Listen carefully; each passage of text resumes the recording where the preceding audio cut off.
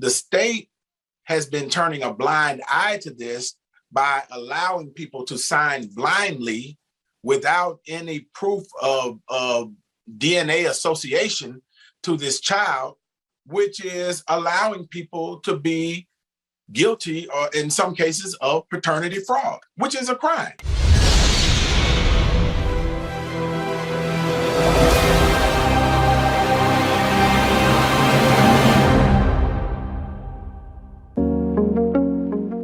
Welcome to Manosphere Highlights Daily. Shout out to Mr. Hough for sending us this video topic. Good afternoon. I want to inform you about this information I've come across, and it might be a good discussion topic for your podcast. New proposed bill will protect Tennessee's parents from paternity fraud. Opinion. Representative Antonio Parkinson's proposed bill will ensure that the actual biological father is listed on the birth certificate of the child.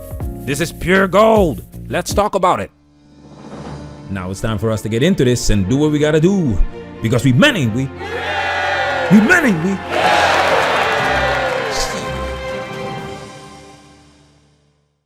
That would prevent unmarried men from claiming a child that isn't biologically their own is making its way through the Tennessee legislature. Action News 5's Bria Bolden spoke with the local lawmaker behind this bill to find out why he believes the law is needed. Bria? Well, Joe, House Bill 2698 passed through the Children and Family Affairs Subcommittee today but it didn't come without a challenge from the Tennessee Department of Human Services. Memphis Representative Antonio Parkinson is sponsoring the House version of this bill, and he told me today he has spoken with constituents who said they have had to foot the bill for child support even after finding out a child they originally thought was theirs was not. He presented the magistrate with the DNA findings. The magistrate said, somebody got to take care of him, referring to the child, and it's going to be you, and gavelled him out. This is the full story Representative Antonio Parkinson is talking about. Let's read. Recently, I was approached by a young man who told me he had been in a long-term relationship. Together, they had a son, and he signed the voluntary acknowledgement of paternity. They were not married. 5 years later, he found out the mother had been unfaithful during the time they were together. He and the child took a DNA test. The results proved that he was not the father. Subsequently, the relationship ended. The woman then sued him for child support. In juvenile court, he presented the DNA evidence to the magistrate and was basically told, and I quote, "Somebody's got to feed him and it will be you," end quote. He was ordered to pay child support and found in arrears. Eventually, his license was suspended and he was pulled over and jailed for driving on a suspended license. The key to this foolishness is exactly what the magistrate said. Somebody's got to feed him and it will be you. Stay focused, guys. Memphis Representative Antonio Parkinson is sponsoring House Bill 2698 that would require DNA evidence proving paternity before a man signs a birth certificate for a child that may not be biologically his. The state has been turning a blind eye to this by allowing people to sign blindly without any proof of DNA association to this child, which is allowing people to be guilty, or in some cases, of paternity fraud, which is a crime. Paternity fraud is a crime and it should be punished. Please watch and share our video called "This is Why Women Don't Want Paternity Fraud to Be Criminalized and Paternity Testing Mandatory." In that video, we go deep into why paternity fraud is a crime and why non-biological fathers should be exempt from paying child support. And it's horrifying to hear how many fathers are actually not the biological father. Let's read. Biological parents need protection. Multiple reports state that 1/3 of the signatures on birth certificates from unmarried couples do not reflect the biological father's name. 1/3 is based on the men that actually get a DNA test. If DNA testing is mandatory, I truly believe this number goes up. But at the same time, it could have a reverse effect because women know exactly who they give access to the punani because they are the gatekeepers of sex. 1/3 is not the biological father. Bunch of low quality gatekeepers, the foolishness. However, the Tennessee Department of Human Services says if made into law, their department could be at risk of losing about $52 million in federally matched dollars.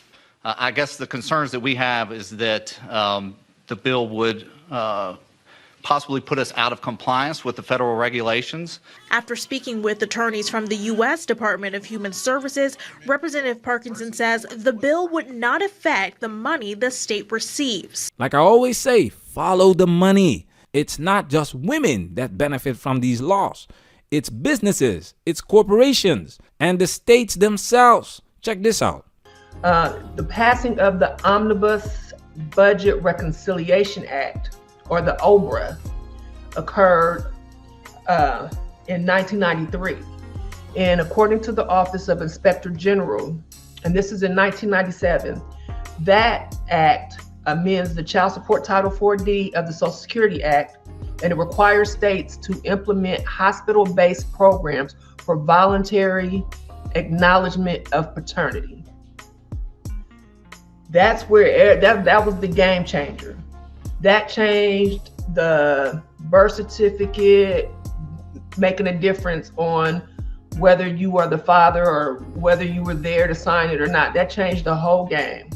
The purpose was to facilitate at birth paternity for children of unmarried parents. Now this is code. Now we know that the child support system is a welfare recovery program. So this was all designed to get put parents on child support immediately from the birth of your child when you're unmarried. This is a design that they had set up. So the state child support agencies must make voluntary acknowledgement outreach materials available to new parents. So they had outreach that come in and talk to you, all that kind of stuff. The child support agencies must monitor birthing hospital compliance at least manually. So they gotta make sure all these hospitals that are delivering the babies are making sure they're in compliance to say, we got all these new babies. We are making sure we give them the information they need to acknowledge paternity. The Bill Clinton's bill expanded the role of the hospital staff, requiring them to provide outreach information about paternity acknowledgement. So now the hospital staff, not only do they have to deliver babies and do all that stuff that the excellent staff at hospitals and the nurses and all that, they have to do another job, and that's get parents to sign this form. Shout out to the women that are fighting for men's rights. We don't hate women, we just despise the foolishness. We have to generalize when we discuss these topics, and if it doesn't apply, let it fly. This system is crooked. They know that they will have to pay for these children if men don't pick up the slack. That's why these judges have incentives to put non-biological fathers on child support, give men in general longer prison sentences, and they are rewarded for doing so. Let's read.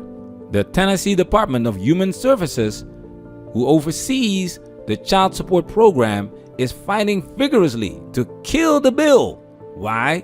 Because the department fears any changes in their enforcement rules could possibly jeopardize the $52 million in funding it receives from the federal government for its child support enforcement programs.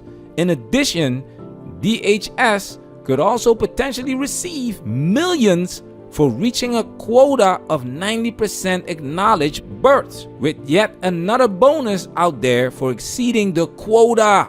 You see, that's why men struggle to get these laws to change, because there are bigger and stronger forces that make sure these laws stay in place. Now check this out. This House bill was introduced on February 2nd, 2022. How long it takes for a bill to become a law in the US can be all over the place. There are many factors at play. like how complicated the bill is, how much support it gets, the political mood, and what else is on the Congress's to-do list. It's like a roller coaster ride with twists and turns before it finally becomes law. Fellas, these laws are not gonna change anytime soon. That's why it's up to you to protect yourself at all times. Prevention is better than cure. We will keep an eye on this and see how it pans out. It's only right and the moral thing to do, an ethical thing to do, to ensure that the right people's names that match their DNA is on that birth certificate. Anything other than that, you are stealing a child from a biological parent, and it's state sanctioned. Management, we working. Protect yourself at all times. This video has officially been highlighted.